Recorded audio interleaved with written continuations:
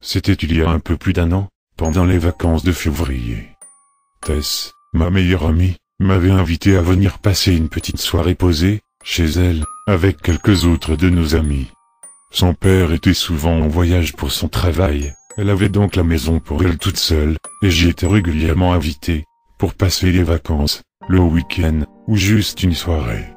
La maison était grande en plus, c'était sympa de la voir pour nous tout seuls. Ce soir-là, nous nous sommes retrouvés, Tess, moi, Mathieu, Maxime et Fabien, pour passer un moment sympa tous ensemble. La soirée en elle-même n'a rien eu d'extraordinaire. On a discuté, rigolé en buvant quelques verres, on a mis de la musique fort, un autre avantage de vivre dans une maison plutôt que dans un appartement. Petit à petit, Tess, puis Mathieu sont allés se coucher dans les chambres de l'étage inférieur. Je suis resté discuter une bonne partie de la nuit avec Maxime et Fabien, mais on a fini par tomber de sommeil nous aussi. Je suis allé dans la chambre de Tess, avec qui je devais dormir cette nuit-là. Quand je suis entré, la chambre était plongée dans le noir, les volets étaient baissés, et les portes fermées. Tess dormait au milieu du lit, et Mathieu de l'autre côté du lit, près du mur. J'ai enfilé mon pyjama, et j'ai quand même pris ma place habituelle du côté du lit près de la porte. Les deux autres dormaient déjà, et comme d'habitude, j'étais celle qui mettait le plus de temps à trouver le sommeil.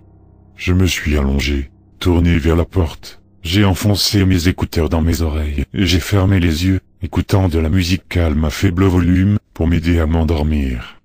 Il m'a semblé que je m'étais endormi, quand j'ai vu une ombre traverser la chambre, depuis la porte jusqu'à l'autre bout du lit. Ensommeillé, je n'avais pas les idées suffisamment claires, pour me demander sérieusement ce qui se passait. Je n'ai pas eu le réflexe de me retourner pour voir qui c'était.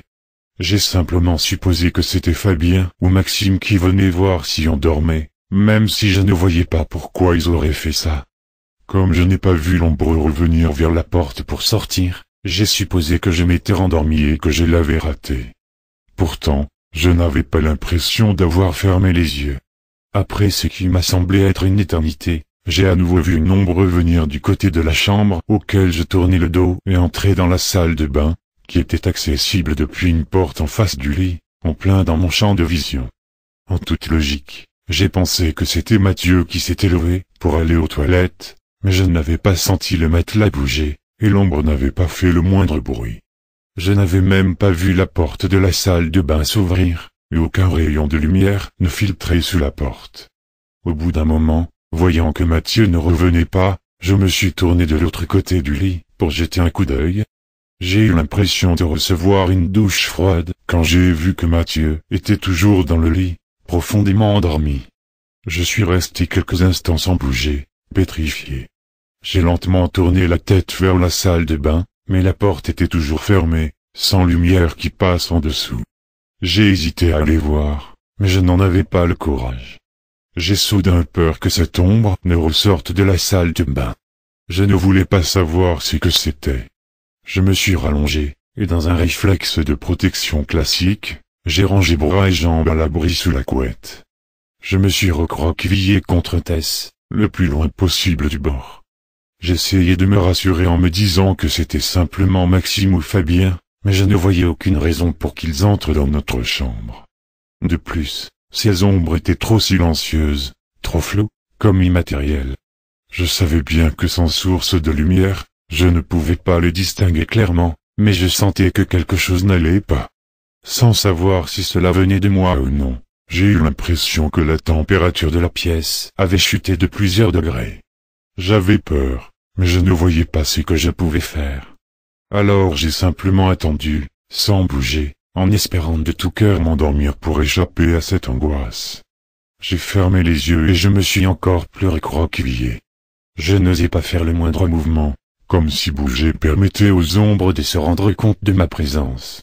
Rien ne s'est passé pendant un long moment. Je commençais à me dire que tout ça n'était que le fruit de mon imagination et que je commençais à me détendre, quand j'ai entrouvert les yeux, j'ai vu les pieds d'une silhouette, de mon côté du lit, tout près de moi. Je me suis figé, et j'ai refermé les yeux aussi doucement que possible, en espérant que l'ombre n'avait rien remarqué. C'était peut-être une réaction idiote, mais dans les films d'horreur, Tant que la victime n'a pas remarqué que quelque chose ne va pas, il ne lui arrive rien. À partir du moment où elle se réveille, où elle se retourne et voit le tueur, il attaque. En faisant semblant de dormir, j'espérais être en sécurité. Maintenant je savais que j'étais incapable de dormir. J'ai eu la sensation d'un souffle froid sur mon visage, mais je n'ai pas bougé, malgré ma peur. Je ne sais pas combien de temps je suis resté comme ça, mais ça m'a semblé durer une éternité avant que les premiers rayons du soleil ne filtrent à travers les volets. À travers mes paupières, je voyais qu'il ne faisait plus aussi noir. J'ai ouvert les yeux. Les ombres avaient disparu. Il faisait encore sombre à cause des volets baissés, mais j'ai pris mon courage à deux mains et je suis sorti de la pièce. J'ai grimpé les escaliers à toute vitesse, et une fois dans le salon rempli de lumière, je me suis senti beaucoup mieux. Rien ne remplaçait la lumière réconfortante du soleil. Tout en me servant un bol de céréales, j'ai réfléchi à ce qui s'était passé cette nuit. À la lumière du jour, je voyais les choses bien différemment, et je me suis mis à rire doucement. J'avais rêvé, c'était évident. J'avais dû alterner les moments de rêve et d'éveil, si bien que j'avais fini par confondre la réalité avec mes rêves. Rien de plus. J'ai ri de ma propre peur, j'ai attendu que les autres se réveillent. Tess fut la première à me rejoindre, et elle m'a demandé pourquoi j'étais levé si tôt. Je lui ai raconté ce qui m'était arrivé cette nuit, mais je l'ai vu froncer les sourcils et me regarder avec un drôle d'air. Quand je lui ai demandé ce qui se passait, elle m'a répondu. Ce n'est pas possible, Mathieu et moi on a dormi tous les deux dans la chambre d'amis.